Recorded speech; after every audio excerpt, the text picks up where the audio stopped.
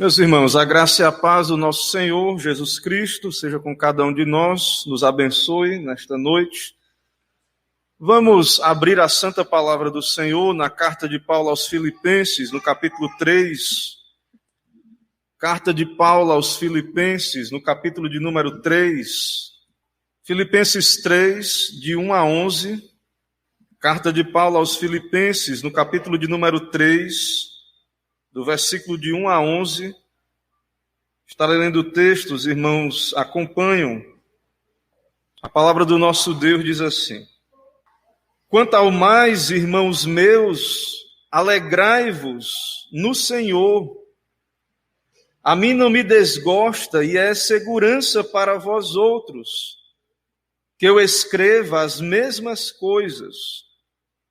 Acautelai-vos dos cães, acautelai-vos dos maus obreiros, acautelai-vos da falsa circuncisão, porque nós é que somos a circuncisão, nós que adoramos a Deus no Espírito e nos gloriamos em Cristo Jesus e não confiamos na carne, bem que eu poderia confiar também na carne.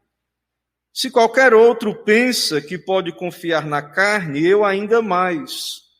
Circuncidado ao 8º dia, da linhagem de Israel, da tribo de Benjamim, hebreu de hebreus, quanto à lei fariseu, quanto ao zelo, perseguidor da igreja, quanto à justiça que há na lei, irrepreensível. Mas o que para mim era lucro, isto considerei perda por causa de Cristo. Sim, deveras considero tudo como perda, por causa da sublimidade do conhecimento de Cristo Jesus, meu Senhor, por amor do qual perdi todas as coisas e as considero como refúgio para ganhar a Cristo e ser achado nele, não tendo justiça própria que procede de lei, senão a que é mediante a fé em Cristo, a justiça que procede de Deus baseada na fé, para o conhecer e o poder da sua ressurreição e a comunhão dos seus sofrimentos, conformando-me com ele na sua morte, para de algum modo alcançar a ressurreição dentre os mortos. Amém. Vamos orar, irmãos, mais uma vez. Oremos ao Senhor. Senhor, eis-nos aqui diante da Tua majestade, da Tua santidade, o Teu povo reunido na Tua presença para nos alimentarmos espiritualmente, ouvirmos a Tua palavra sendo exposta, aplicada aos nossos corações. Dependemos da Tua graça, do Teu Espírito, da iluminação, da ação do Espírito sobre nós, ó Deus, nesse momento. Sabemos da importância, ó Deus, deste momento diante do Senhor, para o nosso bem espiritual, para o avanço do Teu reino nesta terra. Por isso, clamamos a Ti, ó Pai, tem misericórdia, aplica as Tuas verdades, vem com poder sobre nós, quebranta o nosso coração. Ó Deus, faz a Tua obra, ó Pai, por meio da Tua palavra, do Teu Espírito, a Tua obra em nós. Salva os Teus, regenera os que ainda não foram quebrantados pelo Teu Espírito para ir a Cristo, para a salvação. E também, ó Pai, a Tua igreja, aqueles que já foram redimidos, santifica-os na Tua verdade, na Tua palavra. Ó Deus, vem sobre nós com o Teu Espírito, com a Tua graça, e cumpre os Teus santos propósitos, ó Deus, na Tua igreja, e que possamos nos alegrar em experimentar das Tuas graças nas nossas vidas. É o que pedimos, oramos, Te agradecemos, em nome de Cristo Jesus, nosso Senhor e Salvador. Amém. Irmãos, nós temos já caminhado um pouco nessa carta de Paulo aos Filipenses, nós temos visto o modo como o Senhor, por meio do seu servo, apóstolo Paulo, escreve a esta amada igreja. E como Paulo estava numa situação adversa, na prisão, e como Paulo tem cuidado desta igreja, né? Ele escreve a esta amada igreja do Senhor, e ele considera essa igreja, irmãos muito amados, a sua alegria e coroa. Mesmo essa igreja, irmãos, que o próprio Paulo fundou, tinha problemas. E por isso nós vamos ver, já vimos e vamos ver na carta, que haviam conflitos internos, divisões entre os irmãos naquela igreja. Então, era uma igreja fundada pelo apóstolo Paulo, uma boa cidade, uma cidade romana, mas havia ali a cultura do lugar, os costumes romanos, né? Haviam tentações externas da cultura, o culto ao imperador, mas também haviam problemas que emergiam de dentro da igreja. E Paulo, então, está preocupado com as divisões dentro da igreja. Nós já passamos por esse momento aqui nas exposições em ver como Paulo ele está escrevendo aqueles irmãos para que haja unidade, para que eles pudessem ser como luzeiros em meio a uma geração pervertida. No verso 14 do capítulo 2, ele diz: fazei tudo sem murmurações nem contendas, para que vos torneis irrepreensíveis, sinceros, filhos de Deus no meio de uma geração pervertida e corrupta, na qual resplandeceis como luzeiros. Então, mesmo uma igreja da era apostólica, mesmo uma igreja que o próprio Paulo foi aquele instrumento de Deus para fundar aquela igreja, as suas bases, haviam ali dificuldades e os irmãos precisavam ser exortados a viver de modo digno do evangelho, a não serem intimidados pelos adversários, para enfrentarem os sofrimentos em prol do reino de Deus. Mas, irmãos, os problemas não eram só externos. Haviam também problemas internos. E quando vimos ali no livro de Atos, à medida que Paulo ia pregando o evangelho, Paulo era um fariseu, um perseguidor, ele se converteu pela graça de Deus, se tornou apóstolo, mas os judeus o perseguiam e de cidade em cidade eles iam o perseguindo por onde ele passava. Mas ainda podemos considerar os judeus uma perseguição externa. Mas havia uma categoria de pessoas ali, chamada, não judeus, mas chamadas, podemos chamar essa categoria de judaizantes. Eis o problema, irmãos. Os judaizantes. E nessa sessão que vamos ver, nesta noite, Paulo vai falar, e fica claro que ele está falando dessa categoria, desses judaizantes. Porque ele diz aí: acautelai-vos dos cães, acautelai-vos dos maus obreiros, acautelai-vos da falsa circuncisão. Essa falsa circuncisão. E Paulo vai dizer que nós é que somos a circuncisão, verso 3, nós que adoramos a Deus no Espírito e nos gloriamos em Cristo Jesus e não confiamos na carne. Porque havia uma categoria de pessoas, os judaizantes, alguns eram judeus, outros não, outros eram pessoas que se converteram ao cristianismo, mas após serem convertidas ao cristianismo, foram captadas pelos judaizantes.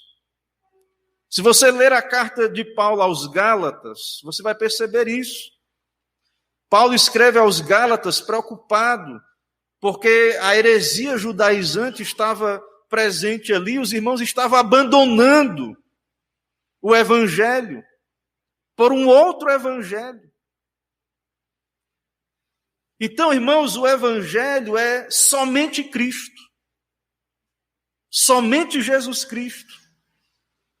Nós não podemos misturar nada ao Evangelho, tradições humanas, até mesmo a lei cerimonial, ou a lei, claro, ali a lei no sentido do Antigo Testamento, a lei de Moisés, ela tinha um propósito de apontar para Cristo.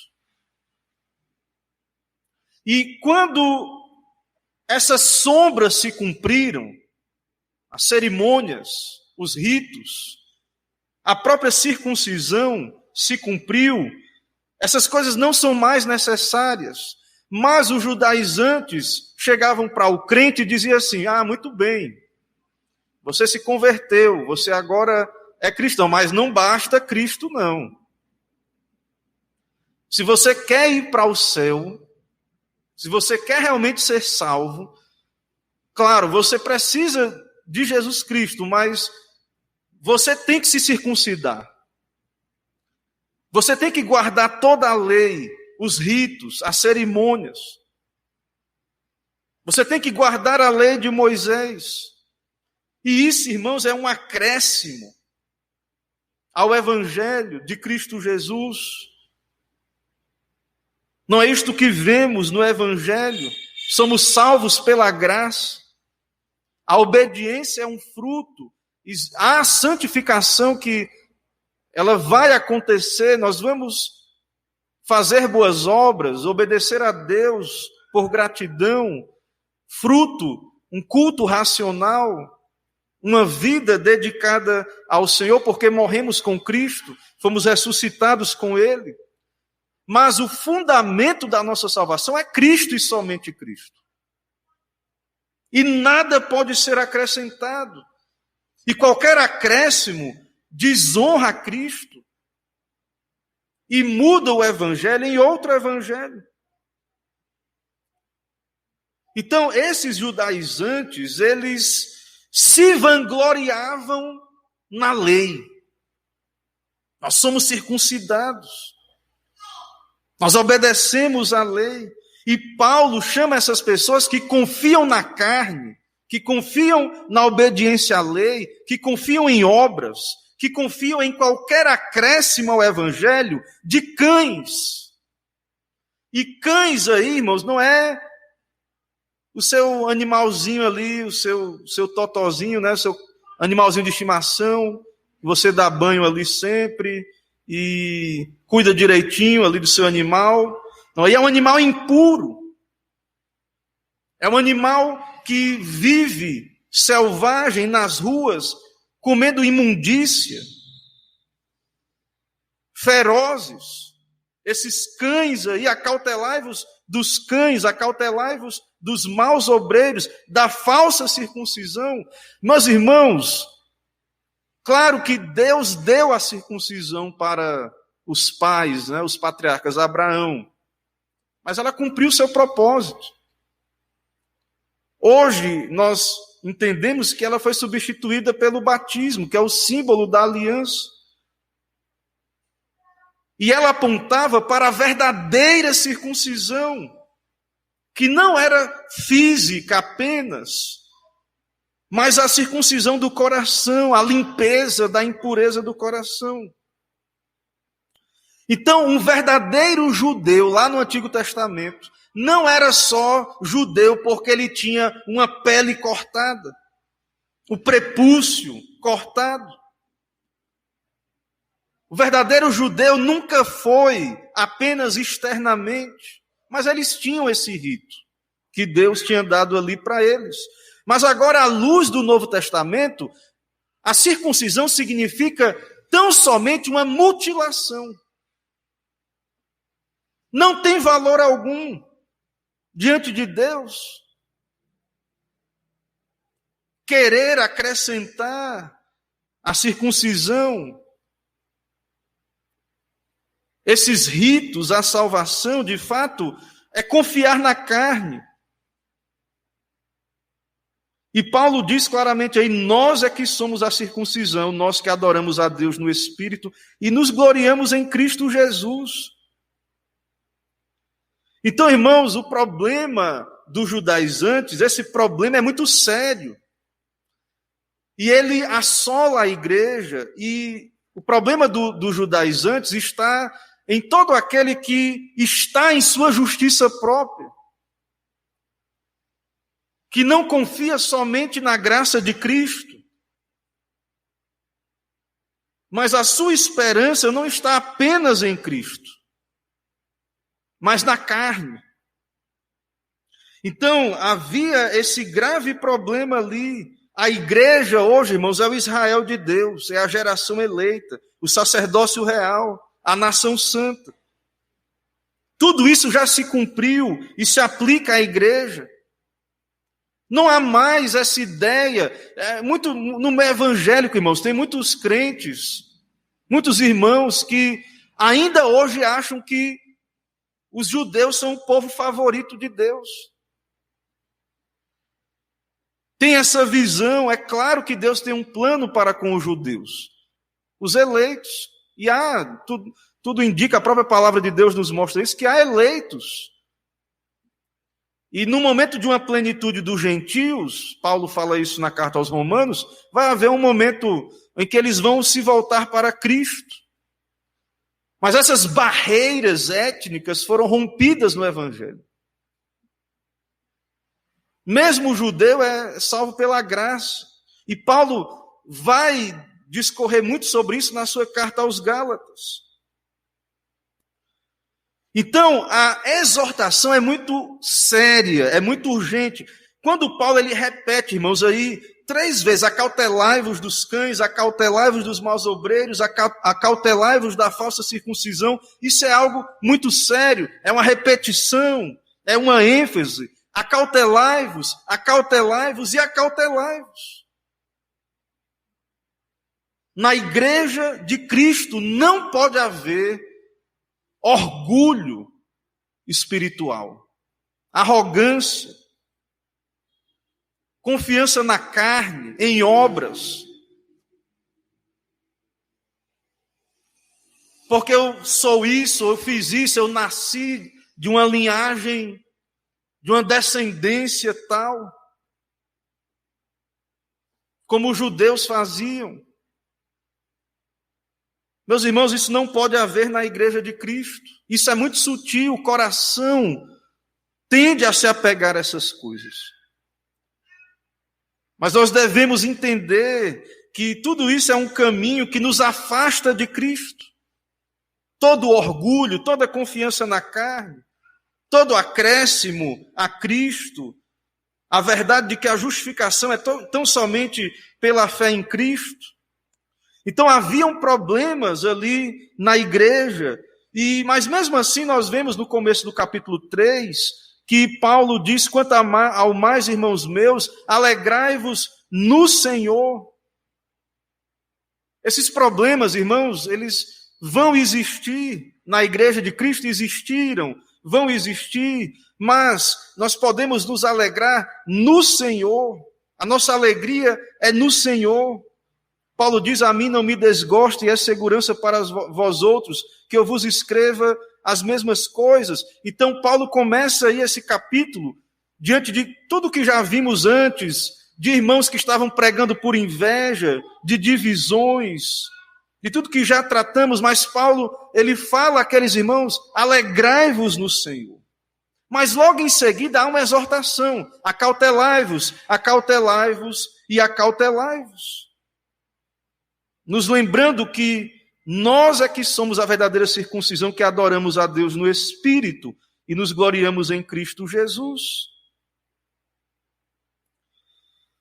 Então, o apóstolo Paulo, ele é um apóstolo de Cristo, ele prega unicamente a salvação pela graça de Cristo, ele defende essa verdade, ele luta por essa verdade, e ao mesmo tempo, Paulo, irmãos, como já temos visto aqui,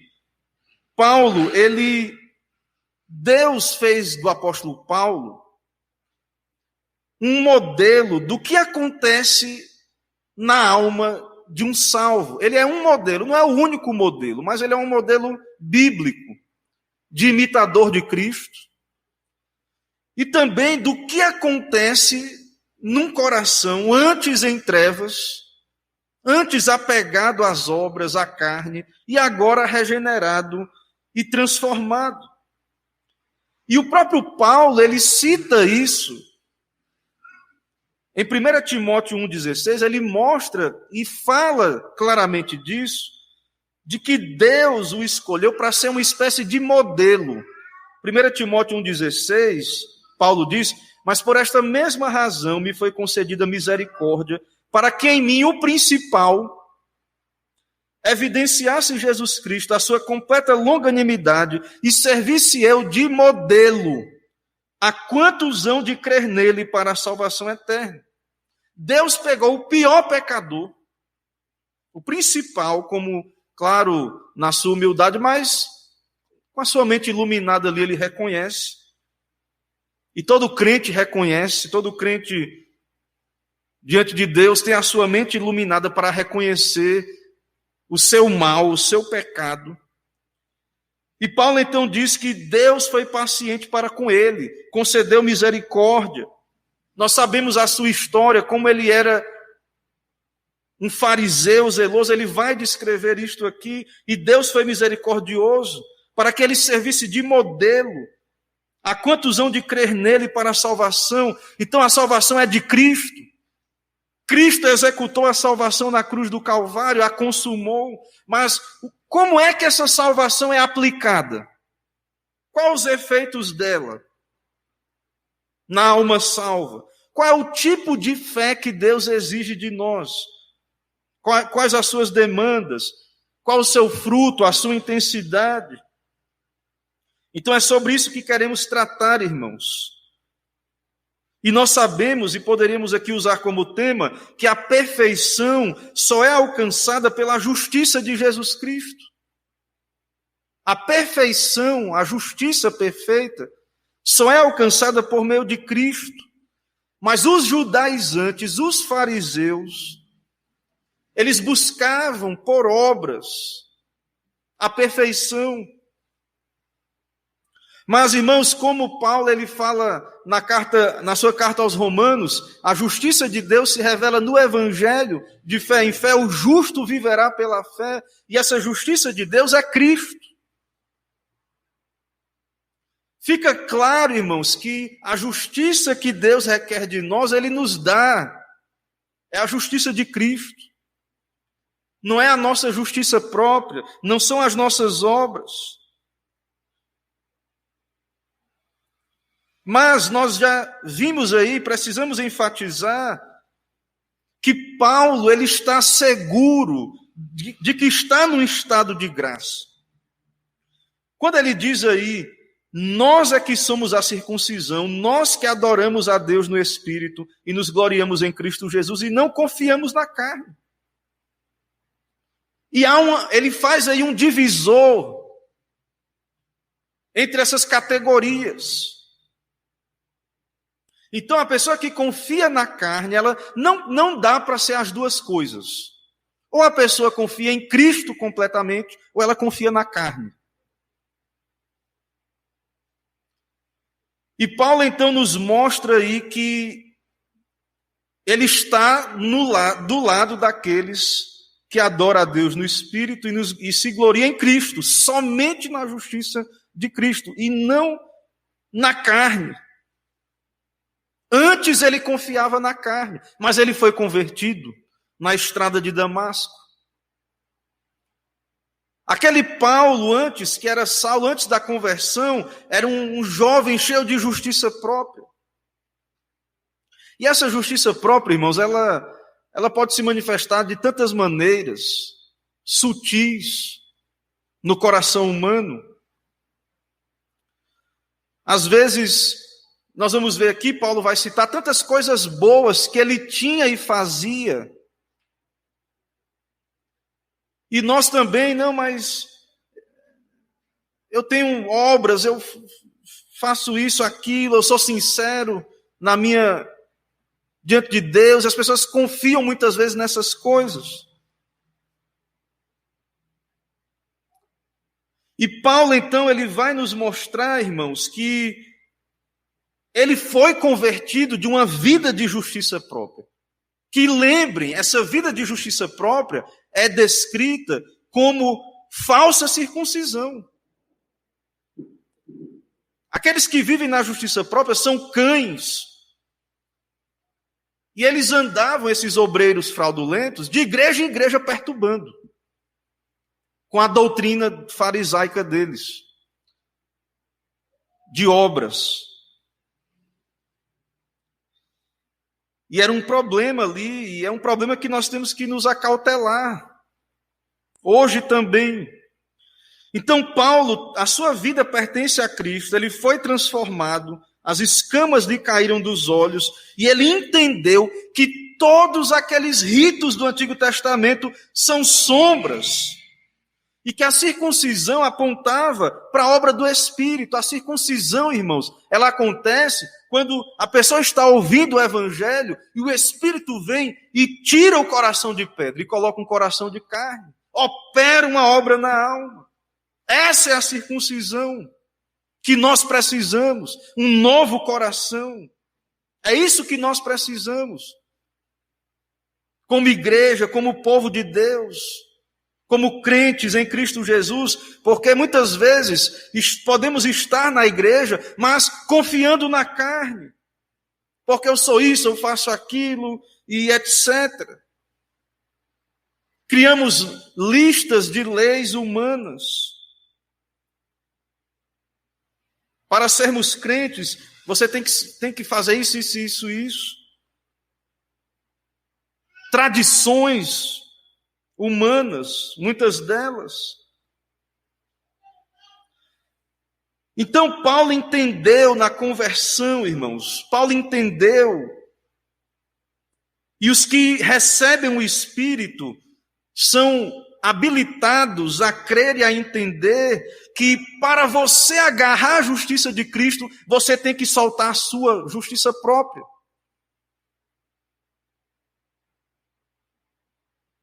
O Espírito opera de tal maneira na alma, quebrantando, humilhando, fazendo entender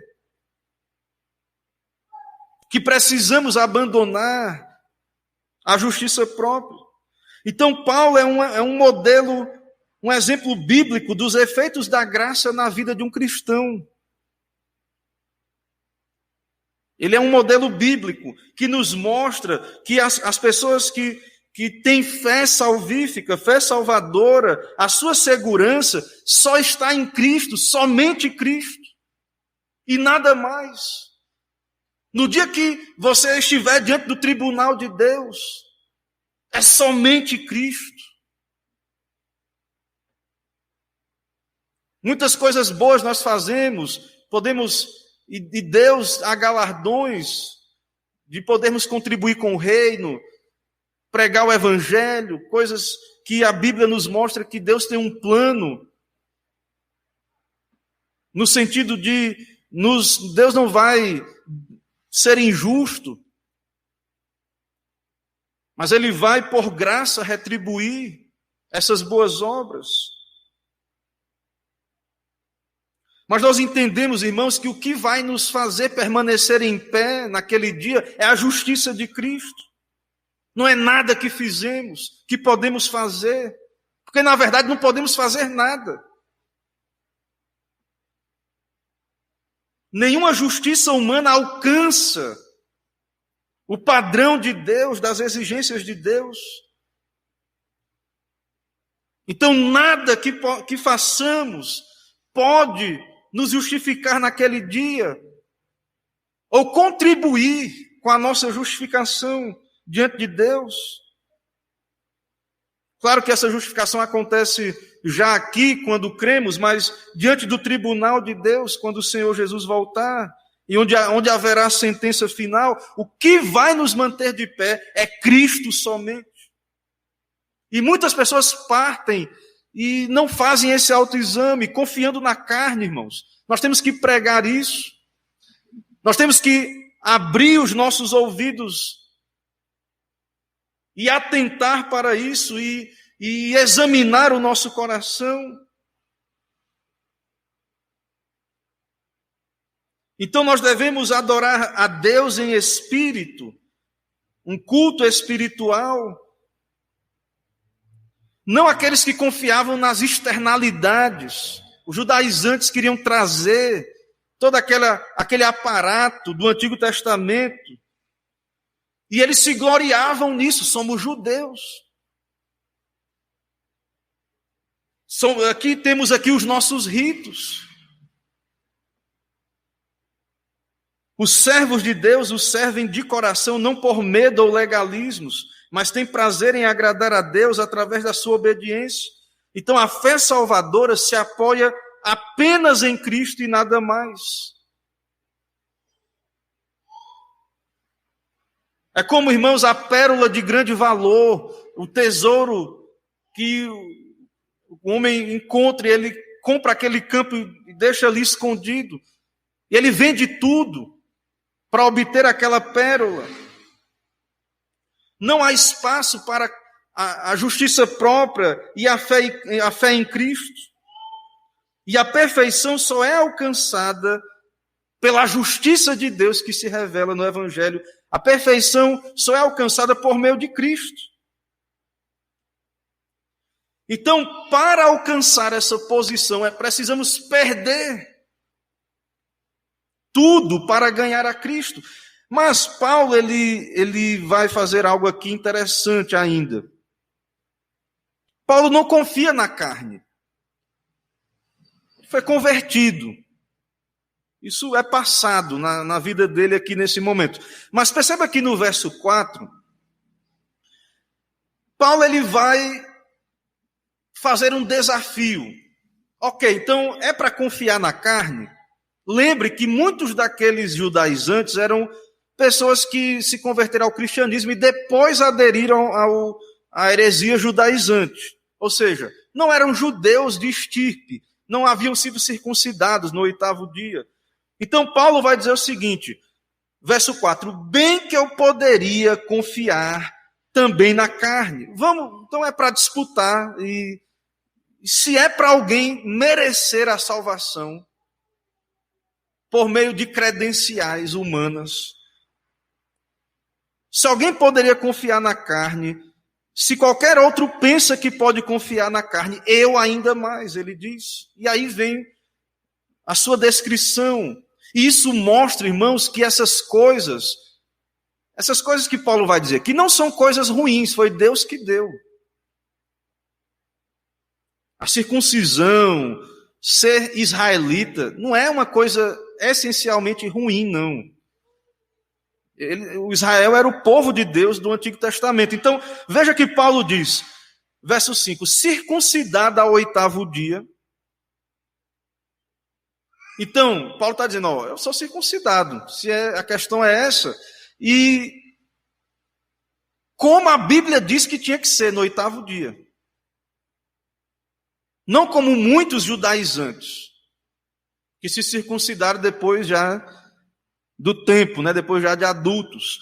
Então, circuncidado ao 8º dia, da linhagem de Israel, da tribo de Benjamim. Paulo não é filho de casamento misto, ou ele não é alguém que se converteu ao judaísmo, depois a sua família se converteu e não era judaica, não. Paulo é da linhagem de Israel, da tribo de Benjamim, hebreu de hebreus, descendente dos patriarcas. No seu sangue corria o sangue de Abraão, Isaque e Jacó. Da tribo de Benjamim, uma das tribos de Israel, reconhecidamente ali um filho de Jacó, Benjamim, filho de Jacó com Raquel, hebreu de hebreus, quanto à lei, fariseu. Então, se alguém poderia se gloriar na descendência, na linhagem, este era o apóstolo Paulo. E aí ele acrescenta, quanto à lei, fariseu. E nós, irmãos, somos acostumados a ver Jesus batendo nos fariseus, e de fato, os fariseus, eles tinham muitas tradições, e os fariseus acreditavam que por suas boas obras, pela sua justiça, eles iriam precipitar a vinda do Messias e do reino de Deus por suas obras. Mas os fariseus eram um movimento de reforma ali dentro de Israel, no sentido de que o povo estava distante, eles tinham doutrinas que, por exemplo, os saduceus não criam na ressurreição, não criam em anjos, em outras doutrinas, e os fariseus eram um grupo ali zeloso da lei em Israel. Um grupo extremamente zeloso, desejando trazer o povo de volta a Deus, porém eles tropeçaram, achando que seria como que por obras, e não entenderam a mensagem da graça que estava ali desde o Antigo Testamento. Mas Paulo era um fariseu, um grupo extremamente zeloso da lei. Quanto ao zelo, perseguidor da igreja. Tão zeloso ao ponto de ser um perseguidor da igreja, que ameaçava o judaísmo segundo a sua visão anterior. Quanto à justiça que há na lei, irrepreensível. Então, se alguém podia confiar em descendência, em ser alguém zeloso das tradições, dos ritos, de fazer tudo corretamente, segundo a lei, se havia alguém que poderia se vangloriar, era o apóstolo Paulo. E mesmo o apóstolo Paulo, ele vai nos dizer no verso 7, mas o que para mim era lucro, isto considerei perda por causa de Cristo. Na sua conversão, irmãos, aquele fariseu, quando as escamas ali caíram dos seus olhos, na sua conversão, na verdade, ele se converteu, né, e depois ficou cego ali por um tempo. Depois as escamas caíram, ele voltou a ver. Mas na sua conversão, Paulo, os seus olhos foram abertos. Ele ficou cego, mas os seus olhos foram abertos. Ele ficou cego fisicamente. Mas ele pôde perceber, irmãos, o seu erro. Em perseguir a Cristo, em perseguir a igreja. Ele pôde entender que Jesus Cristo é o Messias, Ele é a justiça de Deus. Então, o que para mim era lucro, considerei perda por causa de Cristo. Sim, deveras considero tudo como perda por causa da sublimidade do conhecimento de Cristo. Jesus, meu Senhor, por amor do qual perdi todas as coisas e as considero como refúgio para ganhar a Cristo. Irmãos, Paulo, na sua conversão, ele veja, depois pare para pensar o que ele perdeu. Hoje temos ele, claro, como um apóstolo de Cristo, um escritor que o Senhor honrou com grande parte dos escritos do Novo Testamento, mas Paulo tinha uma carreira promissora no judaísmo, e volta a dizer, nem todo fariseu era mau. Lembre de Gamaliel, não era, eles tropeçaram, tinham erros, né? Mas a gente tem uma visão dos fariseus, né, muito, vê ali, claro, Jesus os repreendeu grandemente, mas Paulo tinha muito futuro no caminho da carne, do se gloriar na carne. Tinha uma biografia extraordinária, mas tudo ele considerou perda por causa de Cristo, por causa da sublimidade do conhecimento de Jesus, por amor do qual perdi todas as coisas e considero como refúgio, esterco, para ganhar a Cristo. Então, a fé salvadora, irmãos, a fé salvadora, ela vai se agarrar a Cristo, mas ela precisa abandonar a justiça própria. Então, Paulo abandonou vantagens que não eram desprezíveis. Então, veja, perceba que ser circuncidado, ser judeu, são coisas boas. Deus que deu isso àquele povo. São privilégios. E Paulo vai falar isso na carta aos Romanos. Que os judeus têm as alianças, os pactos, as promessas. São coisas boas. Então, irmãos, nem tudo que está no caminho entre o pecador e Cristo são coisas aparentemente, são coisas ruins. A gente só pensa na conversão, assim, daquela pessoa que está na prostituição, na droga, em pecados. A gente pensa, essas pessoas, esses são os pecadores que precisam se converter. É claro que também são, né? Necessitam também ser libertos. Mas, irmãos, percebam que a salvação é algo interno e que mesmo alguém que tem uma vida boa, que é correto, pode estar se apegando à sua justiça própria.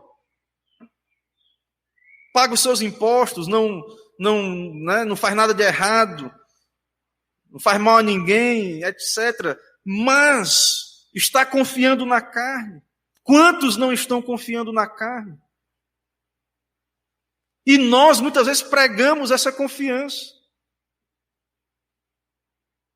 Não pregamos a justificação pela fé e queremos que as pessoas se tornem boas, vindo à igreja, para que então sejam salvas.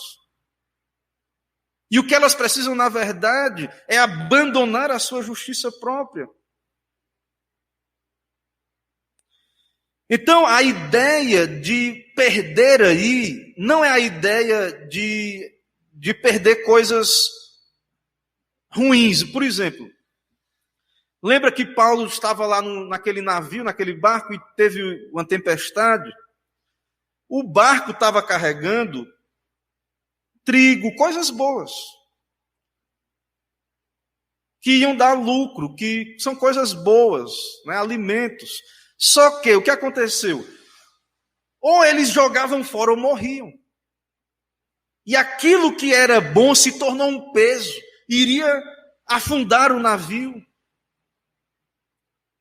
Então, há muitas coisas boas. Ser uma pessoa honesta é bom, uma pessoa sincera. Você ter a sua vida organizada. Até mesmo para aquele que é cristão, né, ler a Bíblia, vir à igreja, dar o seu dízimo. Mas nós não podemos, irmãos, confiar nestas coisas. Nós não podemos confiar na carne. Porque isso é contrário ao Evangelho de Cristo Jesus. Nós precisamos perder tudo. Essa perda, então, há coisas, não somente, claro, tem um pecado que precisa ser abandonado, mas qualquer coisa que se põe entre o pecador e Cristo precisa ser abandonado. Então, muitas pessoas só pensam na vantagem da religião e não entendem essa ideia de perda. E muitas pessoas vêm à igreja, né, se tornam membros da igreja, mas estão ferrenhamente apegadas à sua justiça própria. Então, nós temos que entender isso, que devemos entender isso, que a alma crente, ela diz, como o salmista no Salmo 73, quem mais tenho eu no céu, não há outro em quem me compraza na terra. Então é necessário essa atitude. E em terceiro lugar, nós vamos ver aí, Paulo está resolvido a ganhar a ressurreição. Ele vai dizer, e as considero como refúgio para ganhar a Cristo. Do verso 9 a 11 ele diz, e ser achado nele, não tendo justiça própria que procede de lei, senão a que é mediante a fé em Cristo. A justiça que procede de Deus baseada na fé. Então esta é a posição que Paulo quer ser achado. E para isso ele estava decidido a perder tudo, para ser achado em Cristo naquele dia. Abandonou a sua justiça própria, recebeu a justiça de Deus, baseada na fé. A base dessa justiça é Cristo. O que Cristo fez? Para o conhecer e o poder da sua ressurreição e a comunhão dos seus sofrimentos, conformando-me com ele na sua morte. Esse conhecimento, para o conhecer, irmãos, é o conhecimento experimental. experimentar de Cristo, conhecer de Cristo, o poder da sua ressurreição, a comunhão dos seus sofrimentos. Então Paulo já é um crente, mas ele está nos mostrando isso. Com humildade, né? Ele diz assim, para de algum modo alcançar a ressurreição dentre os mortos. Como nós vamos ver mais na frente, quando ele vai dizer no verso 12, que não é o texto de hoje, ele vai dizer, não que eu já tenha recebido ou tenha obtido a perfeição, mas prossigo para conquistar aquilo para o que também fui conquistado. Ele diz, não julgo havê-lo alcançado, mas uma coisa faço, esquecendo-me das coisas que para trás ficam e avançando para as que diante de mim estão, prossigo para o alvo, para o prêmio da soberana vocação de Deus em Cristo Jesus. Então, mesmo sendo um eleito, um salvo, mas você vê a humildade de Paulo. Então, ele age na responsabilidade humana, como que dizendo, não, eu estou decidido a perder tudo para conhecer a Cristo, estar unido a Ele, participando dos seus sofrimentos. Então, Cristo é tudo para Paulo e deve ser para nós, irmãos. Ele é a sua vida, o seu amor, a sua força, a sua glória, tudo para Ele, a sua justiça. Ele é a nossa justiça, redenção, salvação, como Paulo também diz em outro lugar. Então, toda essa ideia de acréscimo, de obras, tudo isso, irmãos, tudo isso é outro evangelho. E a igreja, a reforma protestante, a igreja de Cristo, a verdadeira igreja de Cristo, a igreja do Senhor entendeu na história que essa doutrina, a justificação pela fé, é um artigo pela qual a igreja está em pé ou cai, como Lutero dizia. Então não devemos deixar de pregar, pastor, mas as pessoas vão entender então se não tem necessidade de obras, então as pessoas vão entender que vão viver de modo carnal, de qualquer jeito. Não, irmãos. Nós não devemos deixar de pregar a verdade de Deus se as pessoas vão distorcer.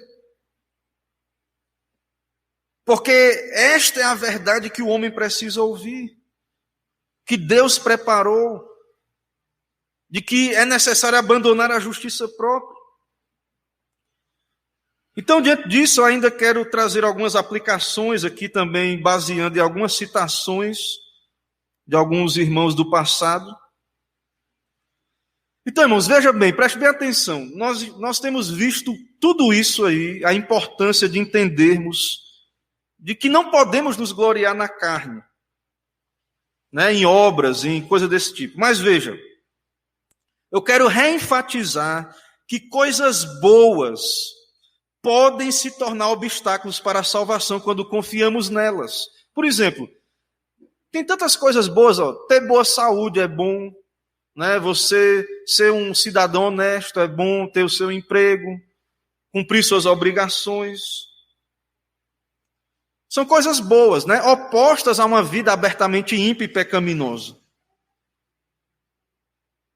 Mas se confiamos nestas coisas, isso é problema diante do que temos visto aqui.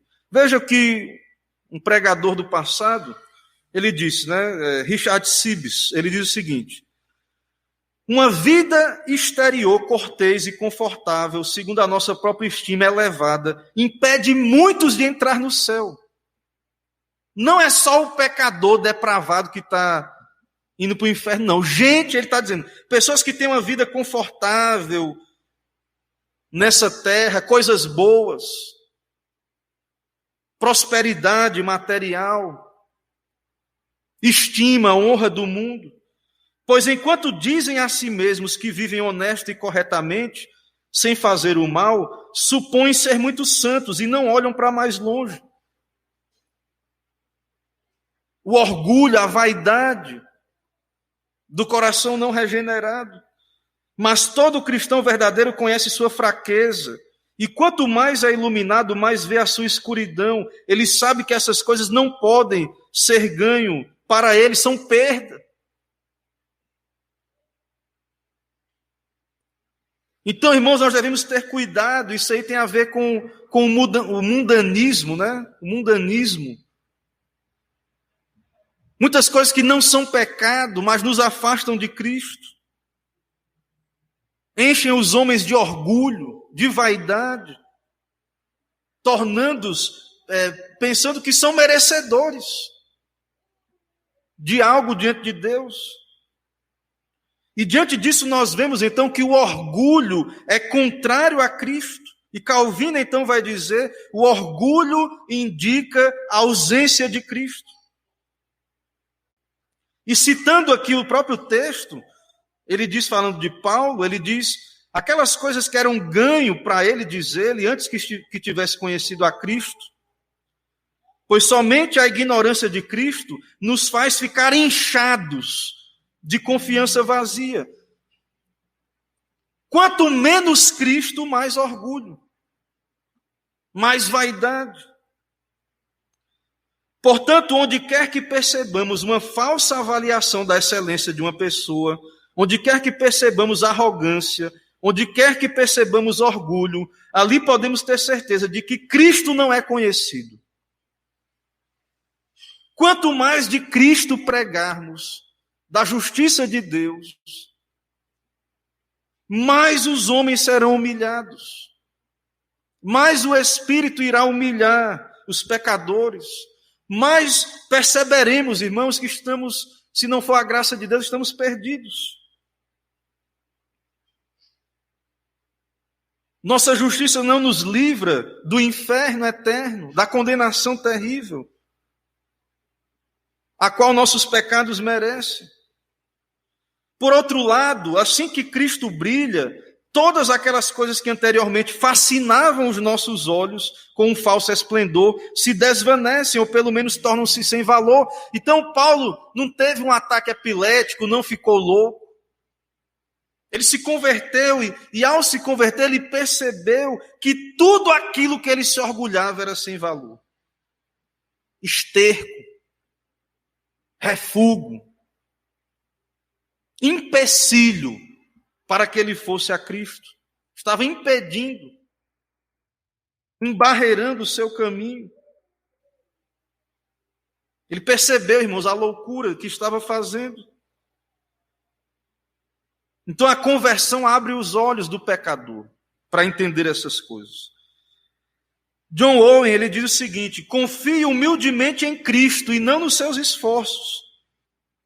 Isso é fundamental. Se você quer ter uma relação com Deus por meio de Cristo, reconheça que é um pecador perdido, cego, doente e morto, de modo que tudo o que você tem foi concedido meramente pela graça. É simplesmente pela misericórdia, pela graça, que recebo qualquer coisa de Deus. É isso que o Espírito faz, irmãos, em nosso coração. Lutero também comentando, citado aqui para esse texto, ele diz o seguinte, e falando ali, né, da sua vida anterior, Lutero também experimentou uma conversão da parte de Deus, e ele era um fariseu, um legalista, como todos nós por natureza, né? Nascemos com essa tendência. Então, veja o que ele diz. Se a justiça da lei tivesse algum valor, eu teria continuado sendo um fariseu. Lutero está dizendo isso. Pois eu também era um fariseu e preservava a tradição dos pais com zelo maior que os falsos apóstolos de hoje. No entanto, considerei, né, tudo aí como algo de pouco valor. Perdão, ele está citando aqui o apóstolo Paulo, mas ele vai falar dele também. Veja, seguindo aqui. Veja o que é que Lutero está dizendo, como é que era o moralismo dele, o farisaísmo dele. Ele está citando Paulo, né? O texto de Paulo aí, mas ele agora vai falar dele. Assim eu também enfrentei maiores problemas em vigílias e em jejuns, quando era monge, do que todos aqueles que me perseguem hoje. Eu era supersticioso, a ponto de delírio e insanidade, a ponto de colocar em risco o meu corpo e a minha saúde. Tudo o que fiz com grande zelo e por amor, por causa de Deus. Antes de se converter como monge, na sua superstição, ele era supersticioso ao ponto do delírio, da insanidade, ali, nos seus autoflagelos, irmãos, ali. por conta da sua fé romanista, acreditando que essas coisas eram meritórias diante de Deus. Adorei o Papa, sinceramente, não por um desejo de rendas eclesiásticas ou de riqueza. Ele não era uma pessoa cobiçosa, mas ele confessa aqui que adorou o Papa.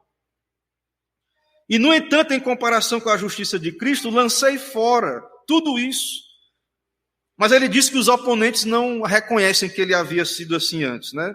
Um fariseu. Ele diz, mas nossos cegos e cruéis oponentes não creem que eu, assim como os outros, tenha tido essa experiência com esse farisaísmo. Então veja, irmãos, um homem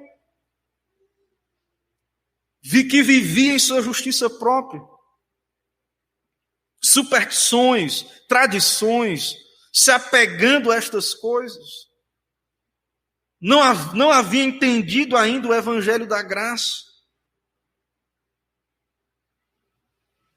E ele diz mais ainda, não sei como poderia alterar o que ensinei consistentemente sobre isso até agora, a saber que pela fé recebemos um coração diferente, novo e puro, e que por causa de Cristo, nosso mediador, Deus nos deseja considerar e nos considerará completamente justos e santos. Embora o pecado e a carne ainda não esteja completamente anulado e morto, Deus não o levará em conta.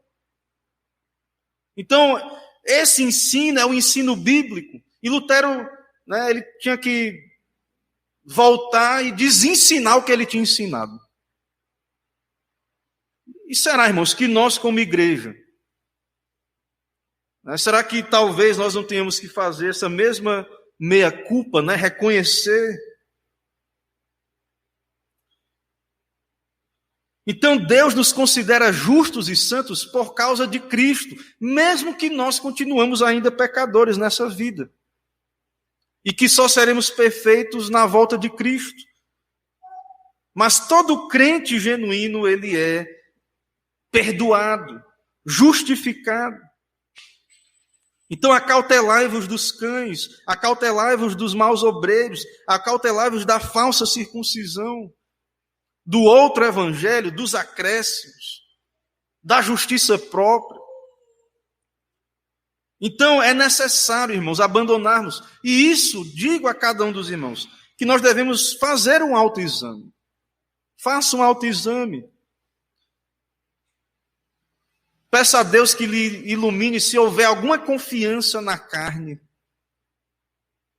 Que isso possa ser aniquilado pela graça de Deus. Que o Espírito, que o Senhor nos liberte, nos salve. Que o nosso único fundamento seja Cristo. E que essa igreja, nós como igreja, essa igreja, o fundamento de tudo que fazemos, vivemos, seja o que Cristo fez, a glória de Deus, a salvação já concedida pela graça. Na nossa santificação, possamos entender que é o Senhor que opera, há uma responsabilidade, é claro, mas que a base, a nossa salvação já foi conquistada. Que Deus, irmãos, nos aceita, não é por uma contribuição, porque nós temos que vir aqui fazer. Então, no meio evangélico, às vezes as pessoas têm listas também. Você é crente, então... Claro que devemos ter boas obras, mas não devemos confiar nestas coisas.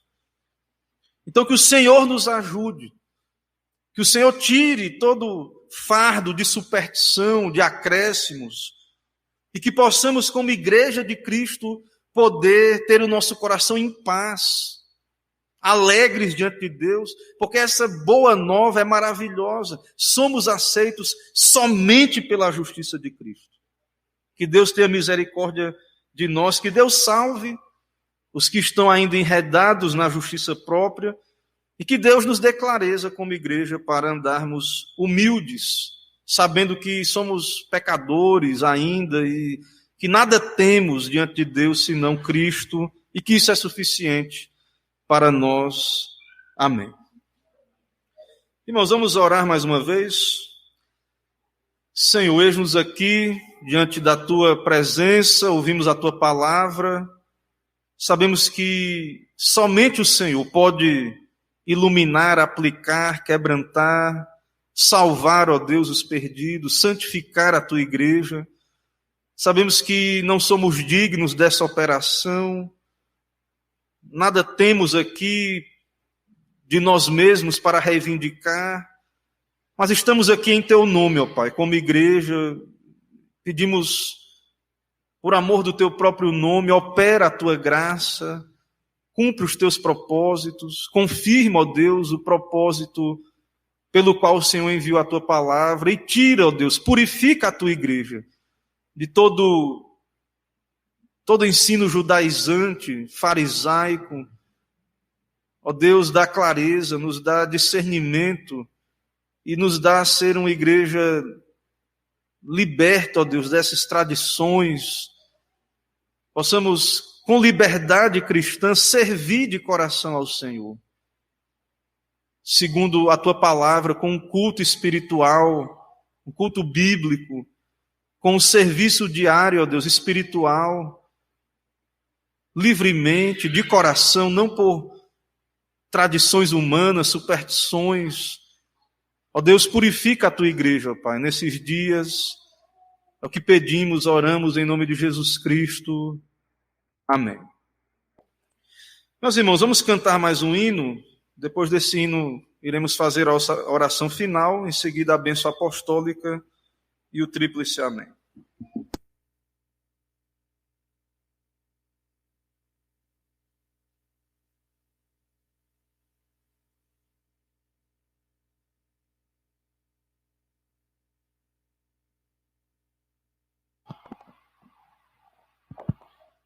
Amém. Fiquemos de pé para cantarmos o último hino, hino 287, Igreja Alerta.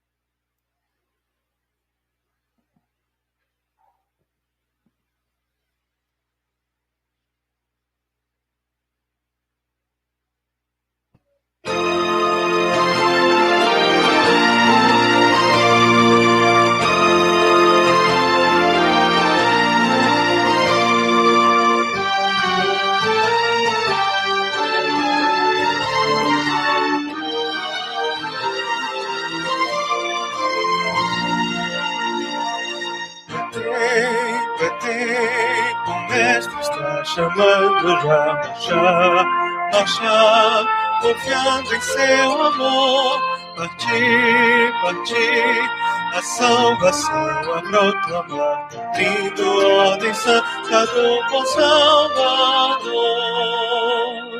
Marchar-se avante, marchar-se erguendo seu pendão leal avante, sim avante, unidos sempre firmes avançai. Glória, glória, eis que canta a multidão, consagrando todo o vosso coração. A Jesus obedecei, seu querer executai, entoai louvores altos avançai. Queremos-vos, é o grito das nações pagãs que vem, atravessando imenso mar. Oh, vamos lá, levar-lhes novas de amor, sem esquecer também aqui de semear. Marchar sem avante, marchar sem erguendo seu pendão real avante, sim avante, unidos sempre firmes avançai. Glória, glória, eis que canta a multidão, consagrando todo o vosso coração. A Jesus obedecei, seu querer executai, entoai louvores altos avançai. Desperta, igreja, e vem o teu dever cumprir, todos faze a Cristo conhecer. A tua mão estende com paciente amor, ajudas em Jesus a vida receber.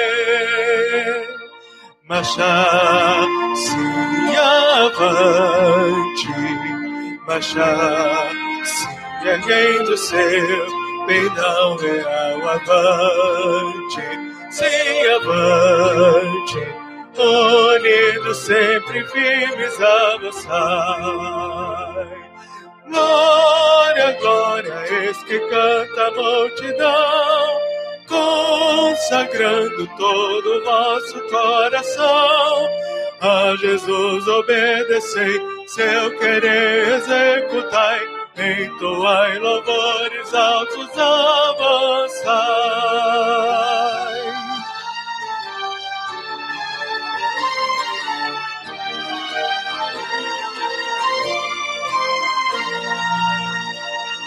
Igreja alegre ao dia prometido, do qual Jesus, o Salvador, virá por toda parte, o vitorioso leve, com eterna glória e honra e louvor terá. Marcha-se avante, marcha-se erguendo seu pendão real avante, sim avante, unidos sempre firmes avançai. Glória, glória, eis que canta a multidão, consagrando todo o vosso coração. A Jesus obedecei, seu querer executai, entoai louvores altos, avançai.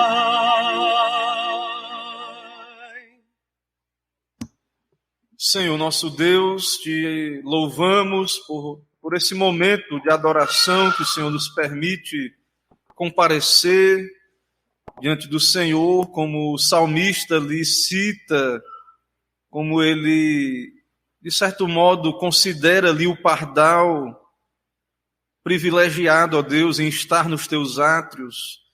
O pardal encontrou casa, a andorinha, e nós também, ó Pai, podemos ter o privilégio de sermos o teu povo, de sermos encontrados aqui na tua casa, em adoração, na tua presença, podermos ser igreja do Senhor aqui neste lugar, congregação do Senhor, poder, ó Deus, ouvir de Cristo, do teu evangelho sendo anunciado, e pedimos ao Senhor a obra do teu Espírito, a bênção do Senhor, recebe a adoração por meio de Cristo, recebe nossas vidas, derrama graça, ó Deus, que o Senhor esteja aplicando a cada coração a tua verdade, nos conduzindo no teu santo caminho, nos tirando toda treva, todo engano, tudo aquilo que nos afasta de Cristo, que parece coisas boas muitas vezes, mas que podem estar nos conduzindo para longe de Cristo.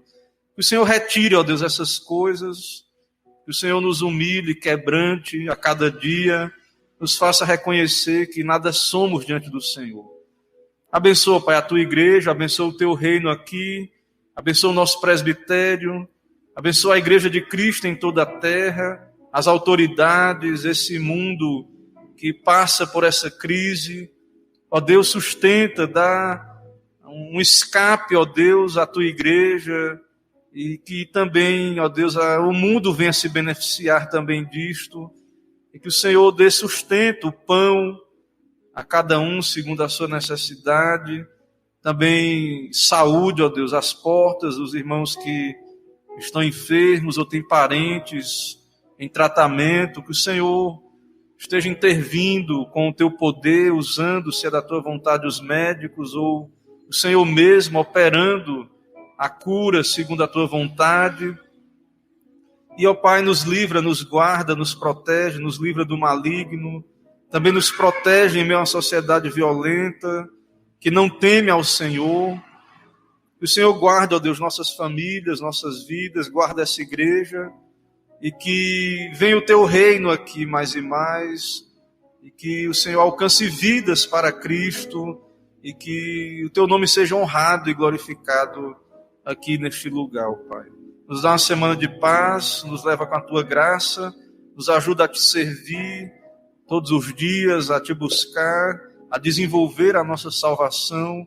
Que o Senhor opere em nós o querer, como o realizar, o efetuar, para a glória do Senhor. O que pedimos, oramos em nome de Jesus Cristo. Amém. Receba a bênção, irmãos. Que a maravilhosa graça do nosso Senhor e Salvador Jesus Cristo, o amor de Deus, o nosso eterno, misericordioso Pai, a comunhão, as consolações do Espírito Santo de Deus, seja sobre todos vós e o povo de Deus espalhado por toda a terra. Amém.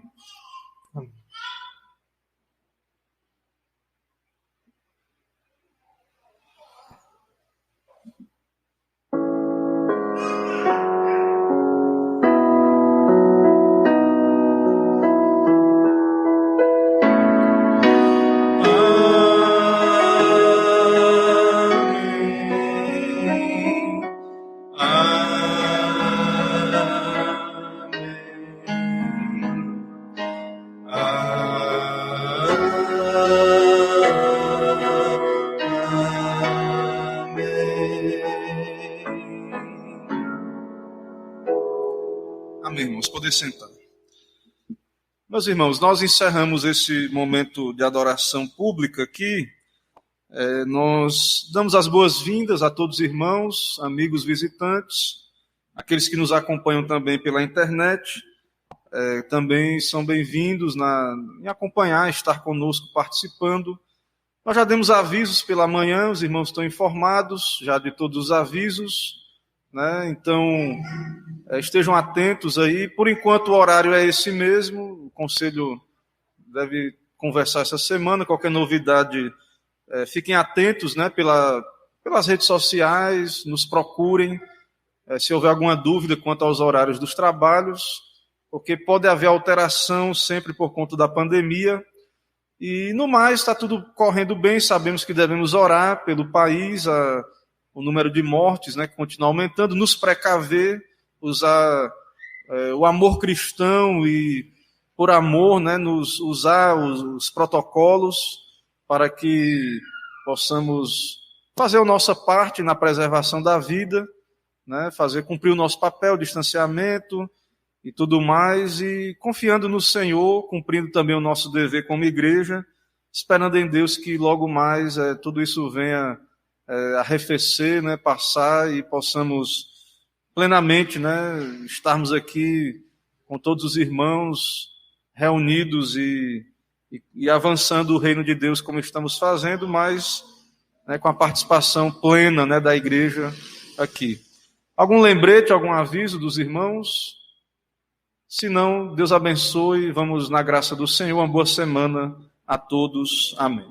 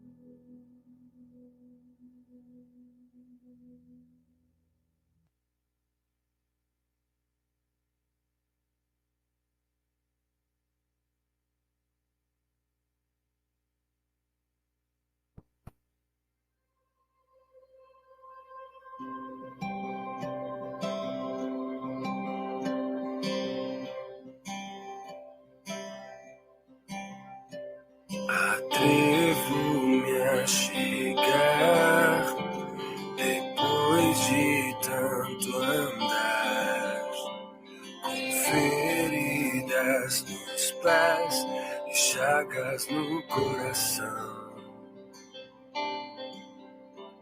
Pesado o fardo é, vergonha e aflição.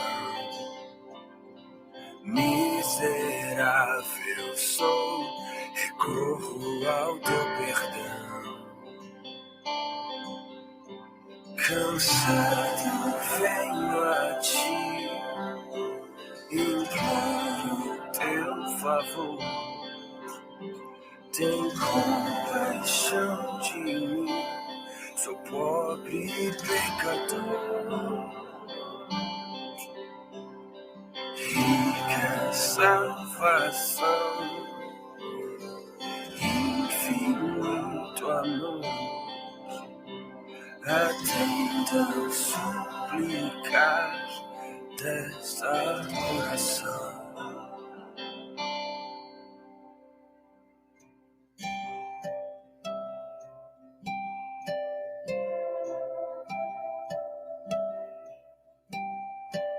Pesado o fardo é, vergonha e aflição. Miserável sou, recorro ao teu perdão. Cansado venho a ti, imploro teu favor. Tem compaixão de mim, sou pobre e pecador. Rica salvação, infinito amor. Atenda ao suplicar desta oração.